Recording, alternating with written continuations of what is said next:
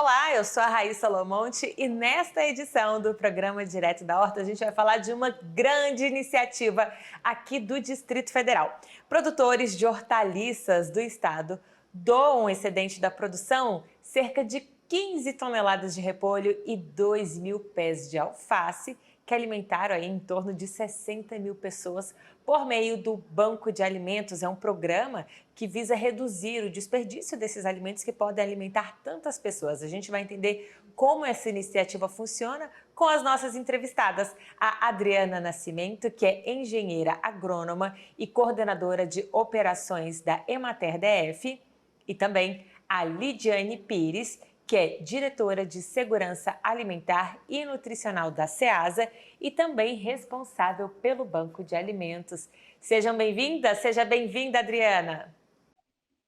Obrigada, Raíssa. Seja bem-vinda também, Lidiane. Obrigada, é uma satisfação estar participando do programa com vocês. Muito bem, a satisfação é nossa. Pessoal, vamos começar então aqui pela Lidiane contando o que é esse banco de alimentos, por que ele foi criado, quando foi criado, enfim, conta essa trajetória pra gente, Lidiane. O Banco de Alimentos ele é um equipamento público de combate ao desperdício de alimentos e também de apoio operacional para as compras institucionais. Em ambos os casos, a gente tem o pequeno produtor como fornecedor dos alimentos e as instituições que atendem pessoas em vulnerabilidade como a outra ponta que recebe esses alimentos. O Banco de Alimentos está sediado na Ceasa, mas ele é gerido pelo Sistema Agricultura, que é a Ceasa, com a Emater e a Secretaria de Agricultura.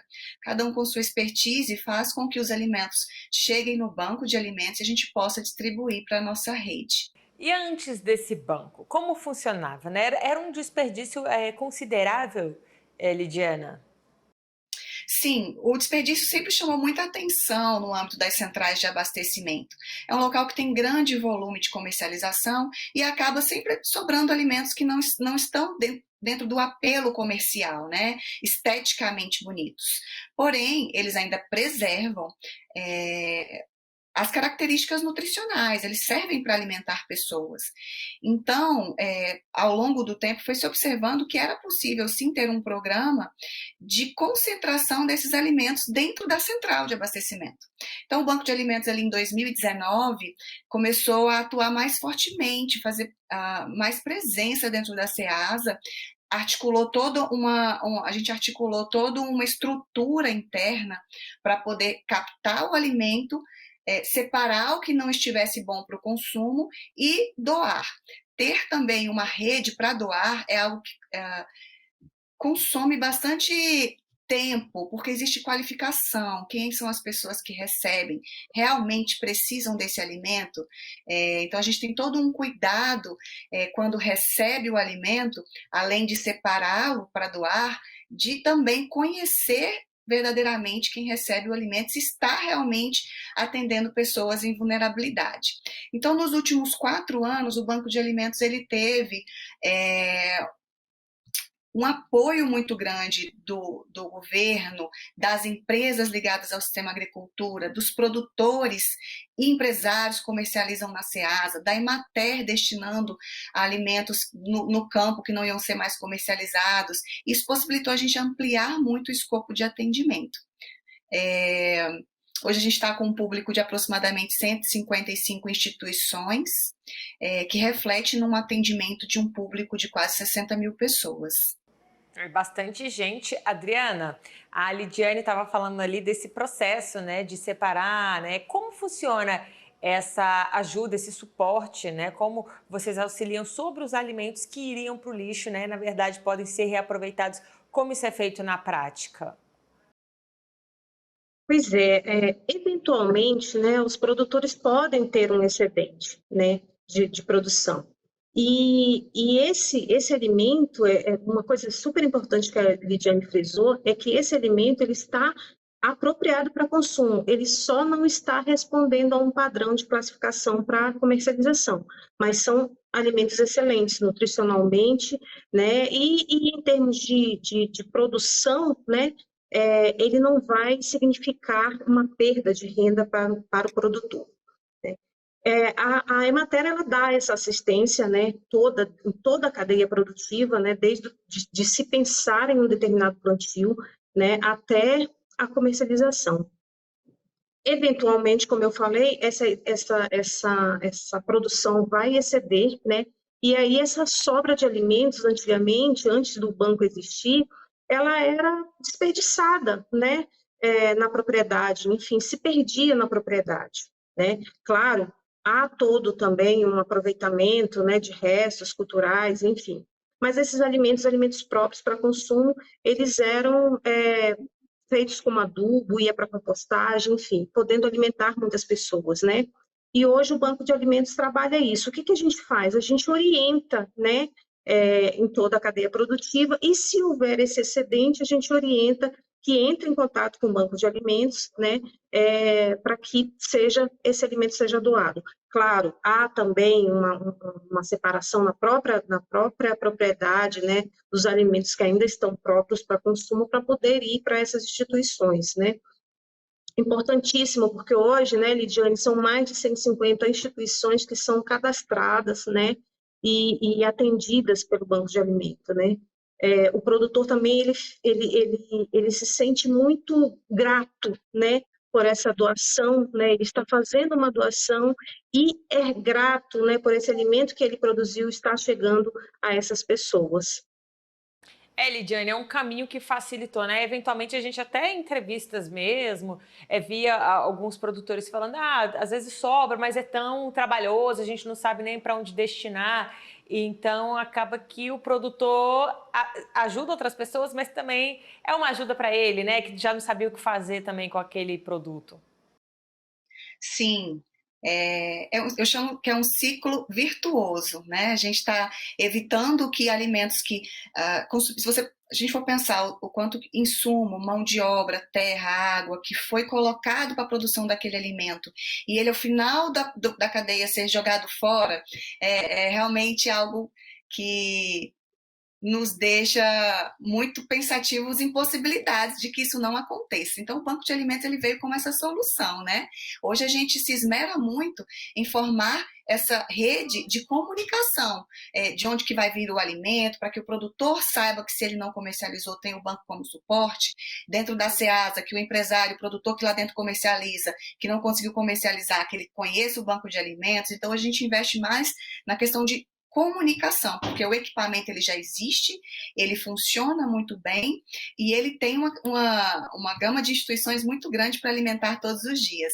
A gente percebe que o negócio hoje não é aumentar a produção, é investir na redução do desperdício do que já é produzido, porque ainda muito alimento é desperdiçado, né? Então, a gente investindo na comunicação, cada vez mais produtores sabendo do banco de alimentos, a gente vai fazer com que mais alimentos cheguem no banco e a gente consiga distribuir mais ainda. Tem um outro efeito sobre isso, que é o efeito ambiental. Imagina a quantidade de alimentos que a gente evitou que fosse destinado para o aterro sanitário. Nós reduzimos com isso também a formação de gases do efeito estufa e o enchimento do aterro antes do tempo, né? Então, a gente está dando um fim digno para o alimento. Por isso que eu chamo que é um ciclo bastante virtuoso. Tá certo? Daqui a pouquinho a gente fala mais também sobre a importância da conscientização do desperdício zero, né? Mas eu queria saber se vocês teriam uma média, assim, de quantas refeições é possível fazer, né, com essas doações. A gente tem um número aí de 60 mil pessoas, não é isso? Das instituições que recebem esses alimentos. Agora, isso pode se transformar em até quanto, né, de refeições para essas pessoas? No ano de 2022, a gente até já disponibilizou isso no site da Ceasa, que um dos nossos princípios é a transparência de tudo que a gente recebe, a gente prestar conta de onde que veio e para onde que vai, quem são as pessoas que se alimentaram, né? No ano de 2022, dentro da conta do desperdício, juntando também as compras institucionais que são feitas, nós compramos quase somando todas as fontes de arrecadação que vieram para o banco, quase 1 milhão de toneladas. Deu para alimentar, complementou, na verdade, a alimentação de mais de 4 milhões de pessoas. Porque o nosso trabalho, ele é complementar, né? Ele não vislumbra, nem teria condição dele atender toda a necessidade do ser humano, né? Mas o que a gente visa enquanto sistema agricultura e empenhados na redução do desperdício é complementar a alimentação com alimentos de qualidade, a alimentação das pessoas em vulnerabilidade social. Tá certo. Lidiane, eu vou te perguntar quem está apto, qual o procedimento, o protocolo para receber esses alimentos e depois vou perguntar para a Adriana do lado contrário, né? Quem são os produtores que podem fazer a doação? Começando então pela Lidiane. A gente atende instituições. Então, a instituição ela tem que ter a formação habitual, documentação de CNPJ, ata, estatuto, tem que produzir refeição em loco, né? Então, assim, uma das atividades que ela oferece para aquela comunidade carente, além de formação, acompanhamento educacional ou cultural, é também a refeição. Então, ela tem que comprovar que tem espaço para isso. Aquelas instituições que não produzem refeição, mas que atendem famílias, as famílias precisam ser elegíveis, ou seja, elas têm que ter número de inscrição social válido. A Secretaria de Desenvolvimento Social faz essa validação para a gente. Então, tem várias instituições no DF que prestam um serviço de segurança alimentar para famílias em vulnerabilidade. Então, essas famílias, tendo o número de inscrição social, elas podem receber os alimentos do banco também. A instituição que deseja receber, ser cadastrada e receber com regularidade, pode fazer o seu cadastro no site da Ceasa, que é www.ceasa.df.gov.br. O processo de cadastramento é todo online, o envio da documentação também é todo online. Após, a nossa equipe recebe a documentação, analisa, estando tudo ok, a gente vai até a instituição fazer um monitoramento para ver se as informações conferem com o que foi informado no formulário. A partir daí, a instituição já passa a receber. É um processo bem criterioso, né? Isso é importante. Especialmente, né, a gente vê os custos mais elevados dos alimentos, né, responsáveis aí também por parte da nossa inflação. Então, é muito interessante para as instituições terem esse tipo de iniciativa por perto, né? E a gente torce também para que essa iniciativa se espalhe para outros lugares do Brasil. Agora, Adriana, e o produtor que quer doar esse alimento? Qual o caminho que ele tem que fazer? Tem alguma restrição de tipo de alimento? Enfim, o que vocês que vocês orientam, né, para esses produtores? Como observação que a gente faz, é a questão da aplicação das boas práticas agrícolas no campo, né? Porque, assim, não é qualquer alimento, né, que ele está segurado, vamos dizer assim. Então, a observação que a gente faz no campo para esse produtor que vai fazer uma doação é a aplicação das boas práticas agrícolas no campo, né, que vai desde a concepção do plantio até a colheita, né? Então, ele manejar a lavoura, né, o plantio, de forma correta, de forma adequada, para que ele tenha um alimento de qualidade no final, né? Esse alimento que ele está produzindo, né, ele está apto para o consumo, né? Principalmente sobre dois aspectos, o aspecto microbiológico e o aspecto químico, quando a gente fala de agrotóxico, né? Então, é preciso que esse produtor seja avaliado, né, quanto às boas práticas, para que esse alimento que é gerado, né, ele esteja apto para o consumo, né? E uma coisa importantíssima que você falou é a questão da conscientização do produtor, né? Você imagina que 1 hectare de alface, ele dá 60 mil pés. Então, uma doação de 2 mil pés é realmente um excedente, né? Que ele pode fazer essa doação, que não vai implicar na questão econômica, não vai impactar na questão econômica, na geração de renda para a propriedade dele, né? Então, isso é extremamente importante, né? Tendo essa observação sobre as questões, né, das boas práticas e da geração de um alimento de qualidade, ele vai estar apto para fazer essa doação, né? Conscientizado, ele vai estar apto para fazer essa doação de um alimento de qualidade. Lidiane, e qual a importância dessa conscientização? A gente vê, né, meninas, até algumas plataformas também na internet, iniciativas privadas, justamente visando doação de alimentos ou então a venda desses alimentos por um valor menor, é um assunto que está sendo mais discutido do que era antigamente, né? Mas ainda tem muito que evoluir, mas felizmente a gente já pode noticiar aí algumas iniciativas como essas. Agora, eu queria saber, Lidiane, como conscientizar mais também tanto o meio rural quanto a cidade a respeito do desperdício, né? De como reduzir esse desperdício. Acho que fazendo trabalhos como esse que a gente tem feito aqui agora, gravando e falando do benefício que isso causa, né? Para o agricultor e para quem recebe o alimento também. Veja bem que nós do Sistema Agricultura, a gente trabalha para que o produtor maximize da melhor forma e da maior forma possível os seus rendimentos. Então, a gente quer que ele produza e que ele venda e obtenha lucro com isso. Porém, chega um momento que aquele produto saiu do padrão de comercialização, não está com um preço bom, que não vale a pena ele levar para a feira. Desperdiçar não vai ser bom nem para ele, né? Por quê? Tanto que ele investiu naquela produção e não conseguiu vender, vamos pelo menos alimentar pessoas que precisam, né? E a gente tenta ainda assim minimizar o desperdício, o prejuízo que esse produtor teria. A gente mobiliza caminhão para retirar, para ele não ter que levar para a Ceasa, porque ele ainda gastaria com frete, por exemplo, né? Então a gente tenta ainda dentro do sistema organizar caminhão, gente para fazer a coleta, para colher, né, para ele não ter que contratar pessoas. A gente pensa de todas as formas possíveis para minimizar o desperdício do produtor. A gente trabalha para que o produtor tenha renda, consiga plantar, produzir e vender a sua produção e manter isso com constância. Então, quando a gente faz esses trabalhos de divulgação, olha, tem pessoas que podem se alimentar com esse produto que você não vai mais comercializar. Já que você ia ter mesmo prejuízo, não vai conseguir vender, vamos alimentar pessoas, né? E para o produtor a gente tenta orientar no sentido, você não vai ter mais prejuízo do que isso. A gente consegue mandar um caminhão para retirar e você vai fazer um bem para várias pessoas que estão nesse momento passando fome. Como eu falei, a gente tem que investir em mostrar que reduzindo o desperdício a gente vai alimentar muito mais pessoas, não só investindo em aumento de produtividade. Tá certo. Essa questão aí do caminhão é interessante, porque é uma das preocupações, né, do produtor rural ter mais esse custo, né, além do prejuízo de ter perdido ali aqueles produtos, ainda arcar com o frete. Então, é um bom incentivo, né, para quem quer fazer esse tipo de doação. E que A outras... gente tenta fazer de tudo para que fique menos traumático possível, que a gente consiga pegar o alimento ainda num bom estado e que não onere mais ainda o produtor. É uma logística, né? Agora, Adriana, voltando aqui para Emater, que outras ações especiais vocês têm aí que auxiliam os nossos produtores, auxiliam o campo também nessa parte social?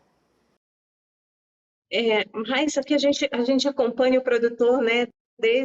Como eu falei, desde a concepção dos plantios até a comercialização, isso pelo aspecto agronômico, né?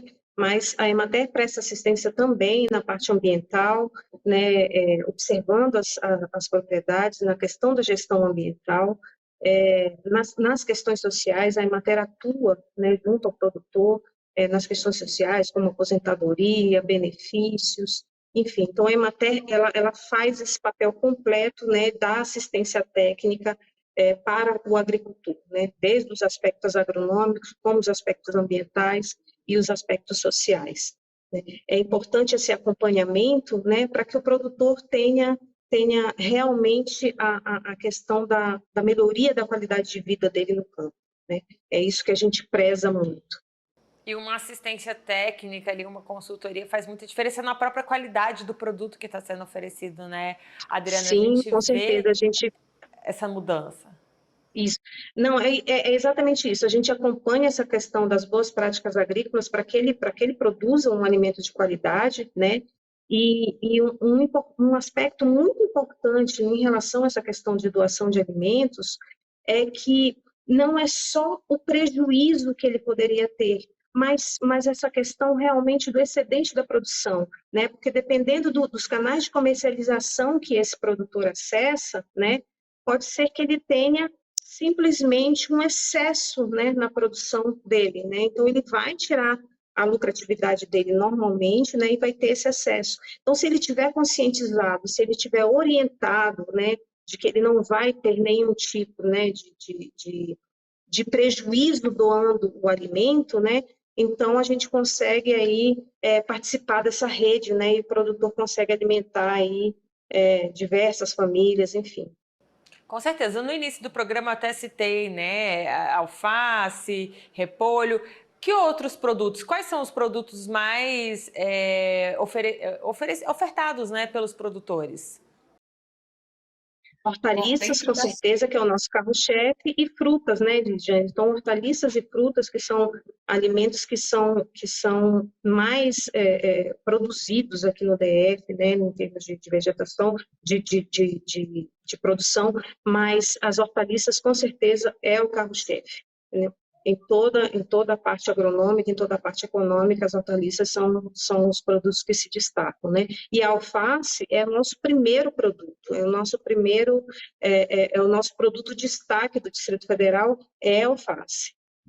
Tá certo. Lidiane, agora conta pra gente como é que está funcionando essa questão do serviço de segurança alimentar na Ceasa, qual a importância dele para os alimentos que passam por ali, que é um grande centro de distribuição aqui do Distrito Federal. A Ceasa tem se preocupado em aumentar as formas de orientação aos produtores sobre boas práticas agrícolas. Junto com a Emater e a Secretaria de Agricultura, existe um grupo de trabalho que presta assistência para os produtores que comercializam dentro da Ceasa. Além disso, a gente tem trabalhado também em atualização de manuais guias de classificação de alimentos com as características do que é produzido do DF e vendido na Ceasa. Alguns guias já são até já estão disponibilizados no site.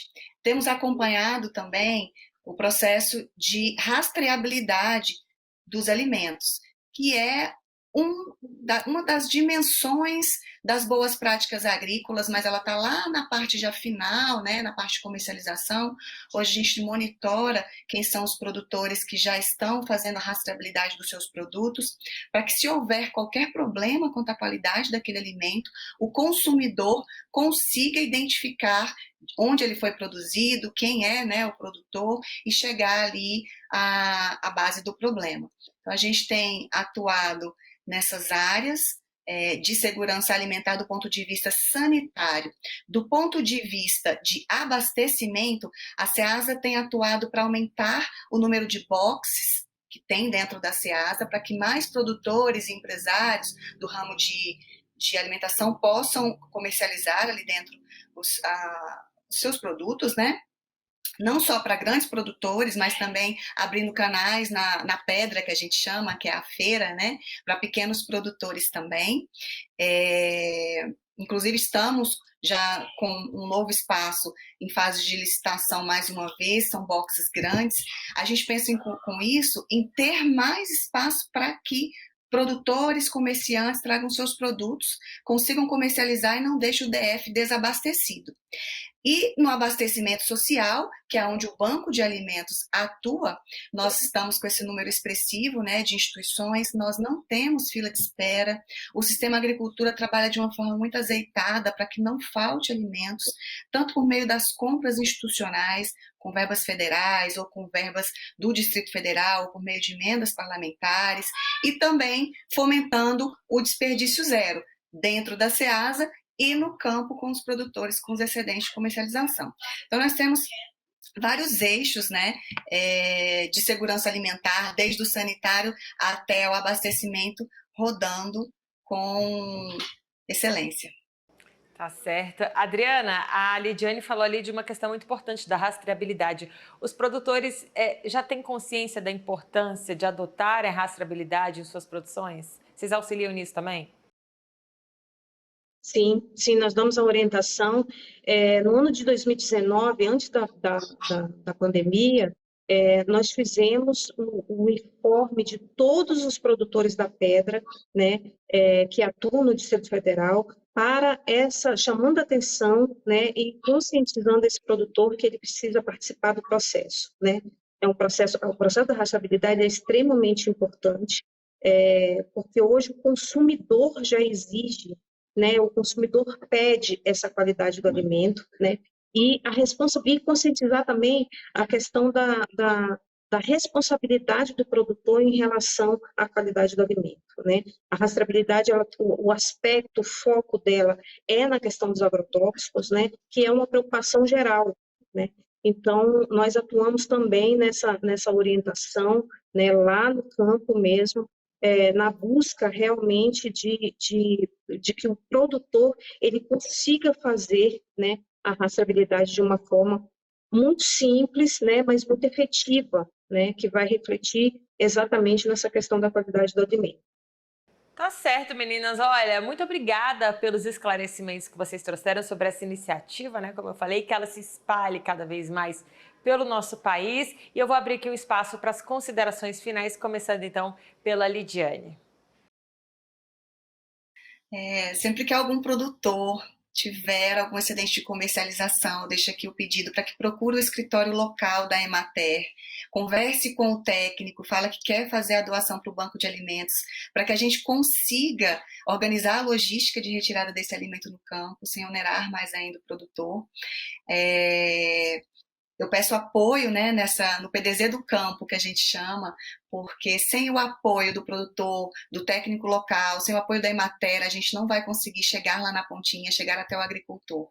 Então, sempre que possível, não comercializou, lembre-se que mesmo assim o alimento serve para o consumo e que tem muita gente que vai dar maior valor em receber esse alimento.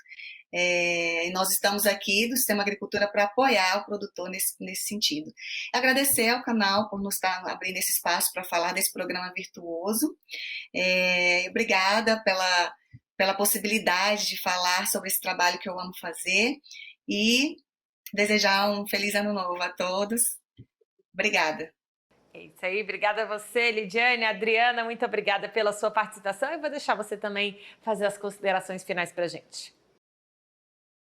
Muito obrigada ao canal, né, pela participação. E quero deixar, como consideração final, eu quero deixar a Emater à disposição para as informações que são pertinentes a esse ou a qualquer outro assunto, né? Nós estamos realmente empenhados na busca de uma agricultura mais sustentável, né? E essa questão da qualidade do alimento é extremamente importante. Então, coloco à disposição realmente o trabalho da Emater e seus técnicos, né, nessa busca, nesse auxílio. Obrigada. Tá certo, gente? Muito obrigada. Bom, e o nosso programa vai ficando por aqui. Obrigada a você de casa pela audiência. Você já sabe, você pode se informar também pelas nossas redes sociais, lá no @agromaistv. Mais uma vez agradeço a sua companhia e até o próximo Direto da Horta.